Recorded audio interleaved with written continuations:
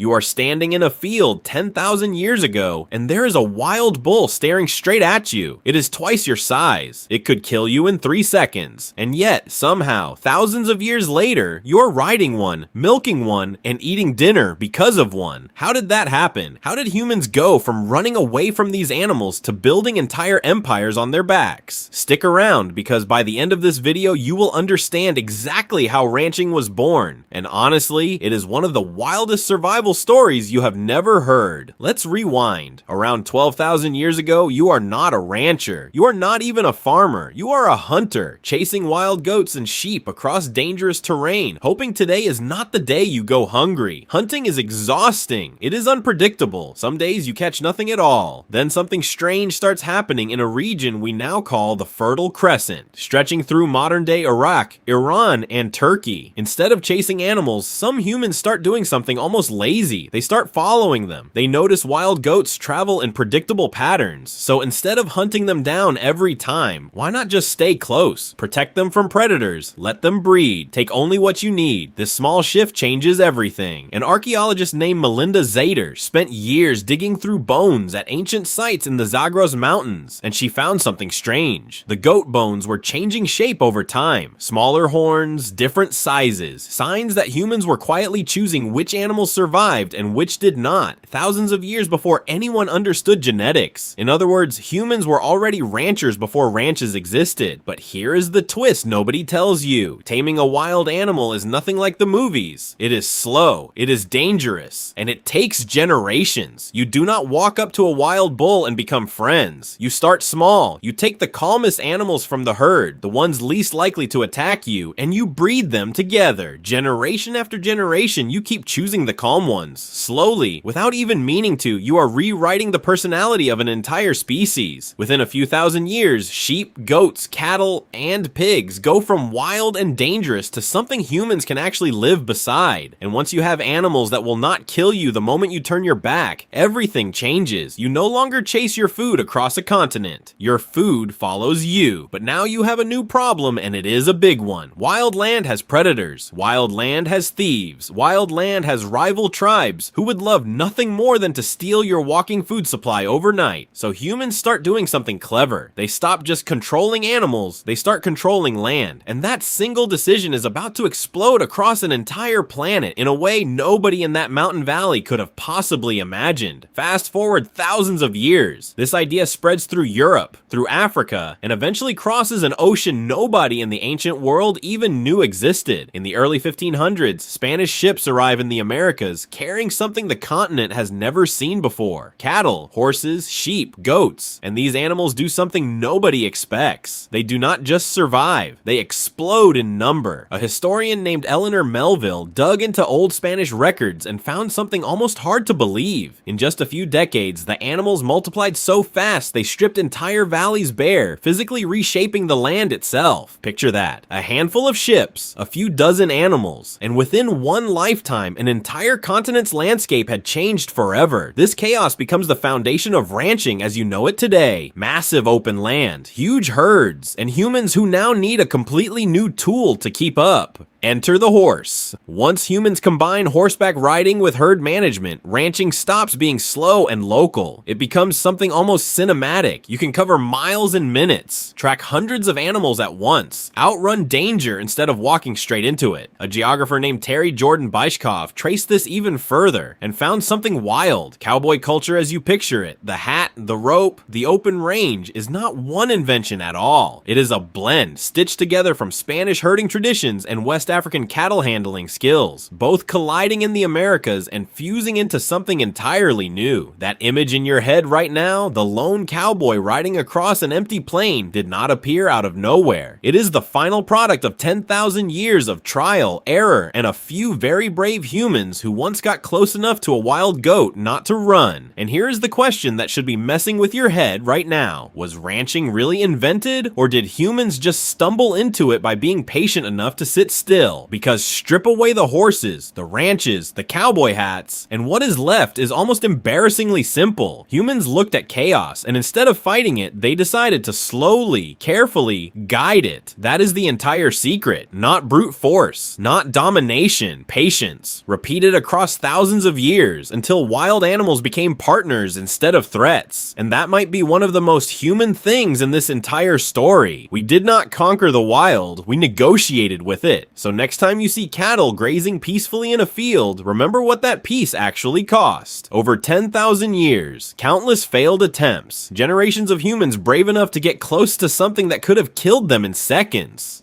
Ranching is not just a job or a lifestyle. It is one of the earliest proofs that humans could build something lasting, not by dominating nature, but by learning to move with it. If this blew your mind even a little, imagine how our ancestors felt discovering it for the very first time, one cautious step toward a wild animal at a time. If you enjoyed this, hit like and subscribe if you want more stories like this one.